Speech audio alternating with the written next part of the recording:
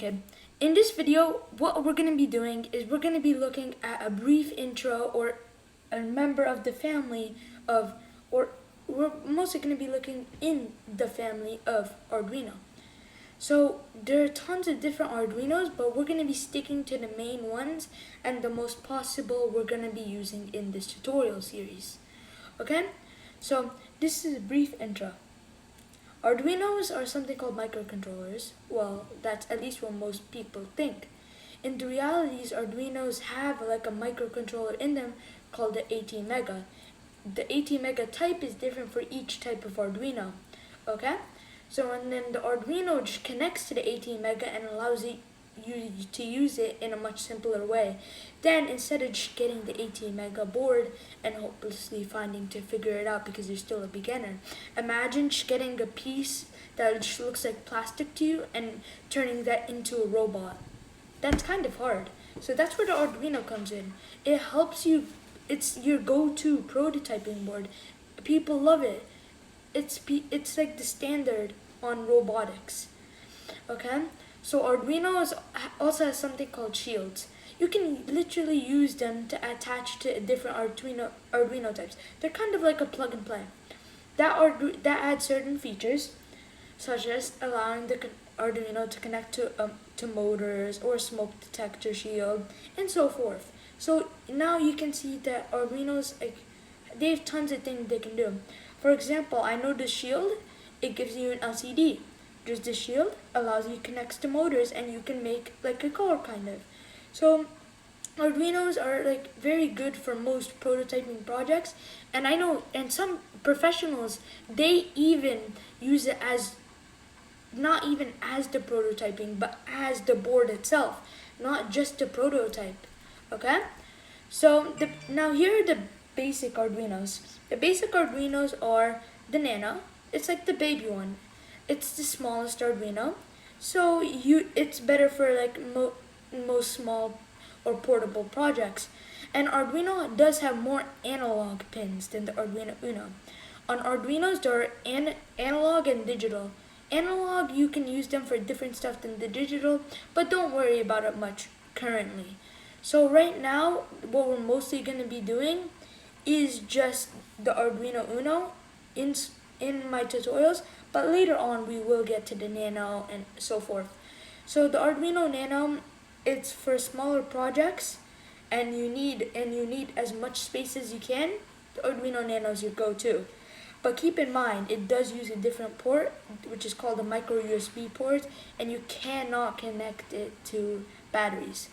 But aside from that, I would think it's perfectly good because you can connect it on a breadboard, which is pretty good if you ask me.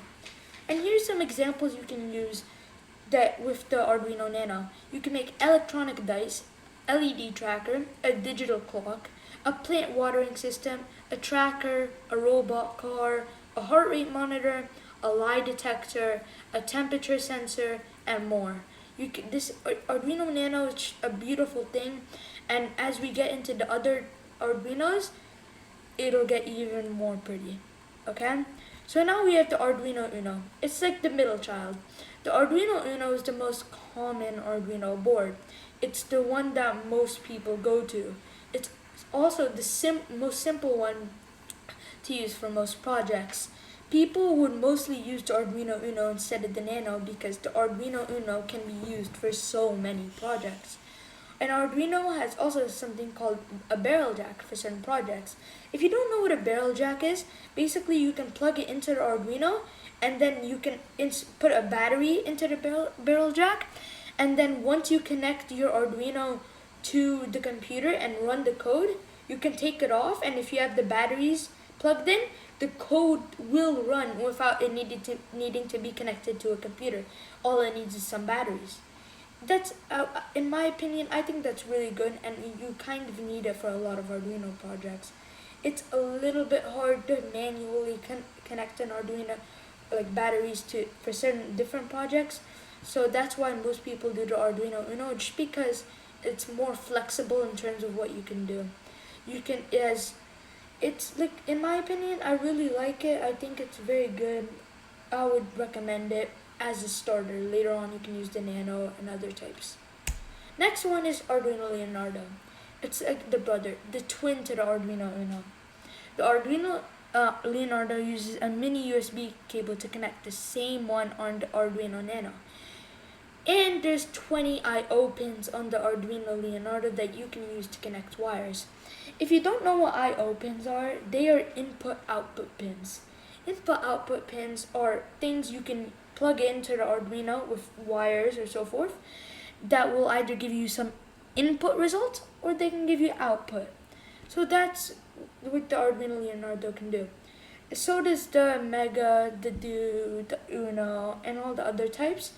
But the Leonardo has something that is pretty special because it will show up as a keyboard and mouse connector because it only has a chip it only has one chip, and that chip uses USB communications. You don't need to worry about that at the moment because in the series the Uno is more than enough to use instead of the Leonardo. So, but it's just because you're not using it doesn't mean you don't need to know about it. It's good to know in case when you're more advanced and you want to have a different project, you can go to the Leonardo and it will be fairly simple for you. And also, just remember it has the barrel jack. Now we're moving on to the more powerful Arduino. These ones are like the powerful for the bigger projects, for the harder projects. So we will get into some of these, maybe like one. We will get into these in the series, but we won't be doing anything too big. Okay? So here we have the Arduino Mega. It's the adult Arduino. The Arduino Mega is one of the more powerful Arduino. Yes, the Arduino Mega 2560 is a very powerful Arduino, and it is very good. If you look into the picture, if you just look at the size of the chip, in terms of Arduino chips, that's pretty big. And it has 54 I/O pins. That's a lot. So you can connect a ton of stuff, and you can connect connect some good shields, and it's good for the rather big projects that you use. So if you're trying to make like an RC car kind of, or like a bigger self-driving car, you could use the Arduino Mega 2560 and it will work perfectly fine. Okay? And then now we're gonna get into the Arduino Due. This is the powerful Arduino, the amazing Arduino, the best Arduino in terms of power. There are more powerful versions of this, but then there's so many Arduino versions, it just gets complicated. So here we're looking in this tutorial, we're looking at the most basic, most common Arduinos. The Arduino Due is a more powerful version of the Arduino Mega. Yes, that is. If you look at it, it looks very similar to the Mega. It is the first Arduino board that runs on a 32-bit ARM core. If you don't know what ARM is, that's basically, it's just a type of processor, and it's a powerful one for that. Okay? So Arduino Due is very powerful, very good. I would personally use it. And if you haven't noticed already, it has 2 micro USB ports that you can use to connect to your computer. You can use one of them to connect to the computer for code, and you can use the other to connect in your project. And it also has the barrel jack, good to know. If you don't know what the buttons are on these Arduinos are, they basically just reset your code. Okay? And then look, it still has 54 I/O pins. That's amazing. But just so you know, it's limited at 3.3 volts. 3.3 volts, basically the amount of power you put into the Arduino. So if you're using a breadboard with it, you can only supply it with 3.3 volts, not 5 volts. Okay, you don't need to worry about that too much. We will get into it in a later series. Okay? But just so you know, if you use 5 volts, it will damage the board in some way or another, okay? And that is the most powerful Arduino, well, the most powerful common Arduino.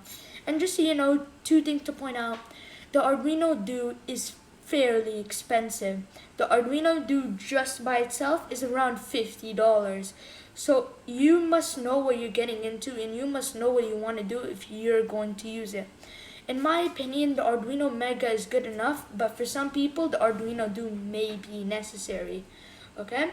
But in this tutorial series, we won't be using it, okay? But this is just a brief look at all the Arduinos, just so you know what you're getting into, okay? And then here, what we'll be using in this channel. Okay, this is a fairly simple question, okay? We will be using the Uno. This is the one we've already been using in most of our projects. We are using the Arduino Uno currently, and we will use it for much more episodes to come. Once we finish the Arduino Uno, we will then go to the Nano. Arduino Nano is slightly more advanced on how you use it because of the way it works and all that stuff. So the Arduino Nano is an amazing thing, but it's a little bit more advanced than the Uno just because of how you connect the ports and stuff, okay? And then after we do that, we won't be using the Leonardo in the series, sorry, but because it's just too similar to the Arduino Uno in my opinion, okay? But we will be using the Mega. That will be our most advanced, and that will be to end the Arduino series off. And then we can get to some more advanced stuff or different things in general, okay? The Arduino Mega, it's a fantastic device, but we can't really use the Due because it's got discontinued in 2016. You can still buy some, there's still tons made, but there are not many projects you can do. The Arduino Due can do just as much as the Arduino Mega, no pun intended. The Arduino Due is also, it has a more powerful processor, yes, but you don't really need this with Arduinos. With Arduinos, you need something as good as the Uno, good as the Nano, or better, slightly better, and the Mega delivers perfectly, okay? The only times you would be using the Due is when you need those ports or when you need that power, which is very, very rare, okay? So that is the question of what we will be using in this channel, okay? If you have any questions at all, you can always put it in the comment section, just so you know, okay? Now let's get back to the shields. Shields are like a plug and play. You plug them into your Arduino and you can start using them by connecting them.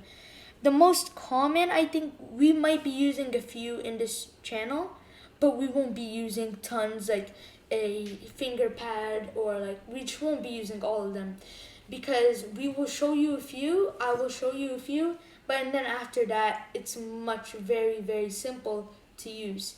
Okay, you just need to plug it in, you just need to know how to wire it, and then you can just code. And just so you know, if you're scared of coding, don't worry, everybody is at first. It always looks complicated, but once you learn the basics, it's just easy, okay? So if the code or if the Arduino boards here look intimidating to you, don't be. It's for everyone at first. But for now, the Arduino we are gonna be using the Uno, okay? This is so far is just so you know what you're getting into, and for future projects, you know what you're doing. And at any time, if you have any questions, just remember you can put it into the comments. Editor's Coding Kid here. We are trying to get 20 subscribers. I know that might not seem much, but it really helps. Every subscriber counts. Right now, I really want to get to 20 subscribers, and we will do a big special, okay? I will introduce a new thing, and we might even do a slightly more complicated but cool project, okay? So click that subscribe button, and hopefully we can get to 20 subscribers soon, and then we can go to the special. The special will have like new videos, it will have a surprise that's gonna be waiting for the end, and it just means a lot to me. Imagine one person, every person counts. Imagine just somebody liking you enough to they subscribe to you and they come back to every video. That just really goes to my heart, and I really like it when you do. So can you please subscribe? I'm getting the channel started, and I really want to get this started with, okay? And as always, if you have any questions, you can put it in the comment section, and I will always answer, okay? If you want to reach out to me, you can also do it in the comments or discussion section. Okay, so I hope you have a good day, and thank you for your time.